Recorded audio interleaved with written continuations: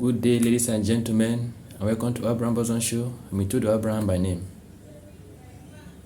Today we shall be looking at a topic that is a serious matter and a concern that one need to consider in marriage and before marriage.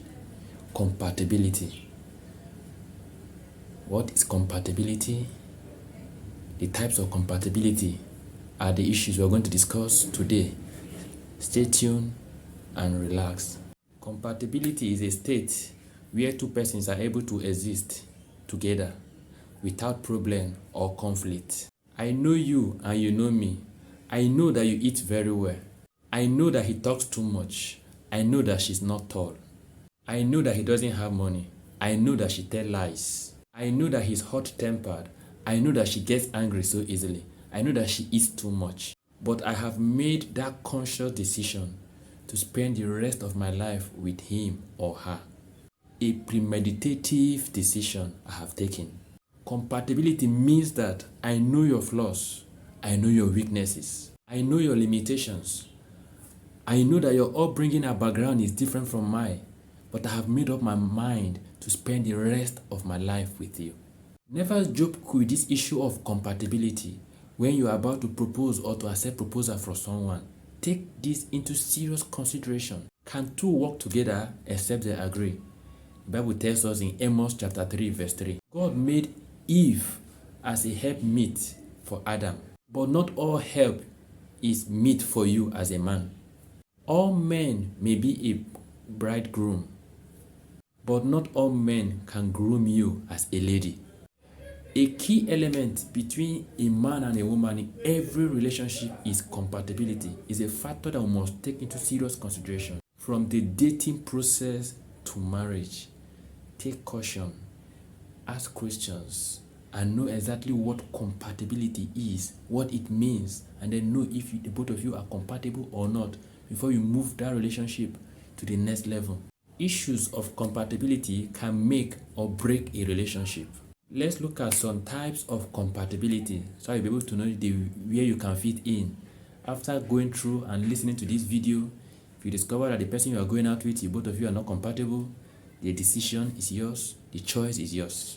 1. Emotional compatibility. You can be attracted to somebody physically, but if emotionally there is no connection, that relationship cannot hold. This happens very often. People may look beautiful on paper or real life, but when you meet them and talk to them, you don't feel anything for them. Every healthy relationship needs a feeling of trust and commonality, as well as emotional nurturing. You nurture your emotions, you nurture it and guide it to see how it can grow, if it's going to be compatible or not. If it's not, then both of you go. 2. Physical compatibility. Physical attraction to one another is necessary for a relationship to take place and be maintained. You need to be attracted to your partner. Beauty, they say, is in the eyes of the beholder. Beauty is in the eyes of the beholder. And physical compatibility is specifically based on subjective items of preference. Nevertheless, it is an important aspect or ingredient of relationship. 3. Intellectual compatibility is two people who respect each other's intelligence. They share and are stimulated to each other's idea and intellectual interest. They value each other's opinions and thought. And they find each other's conversation very interesting. Each time you are conversing with him, each time you are gisting, each time you are sharing ideas, you are always together, you are always on the same page. You flow together. Your level of reasoning is on the same frequency, it's on the same level. You don't feel intimidated. You don't feel inferior. You don't feel as if you are lesser than him or her.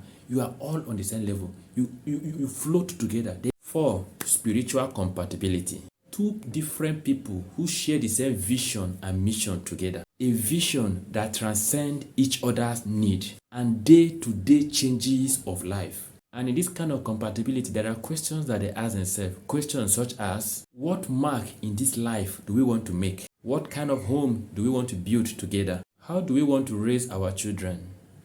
How many children do we want to have? How spiritual do we want our children to be? What legacy are we leaving behind for our children? What legacy are we leaving behind for the entire world to see when we are no more?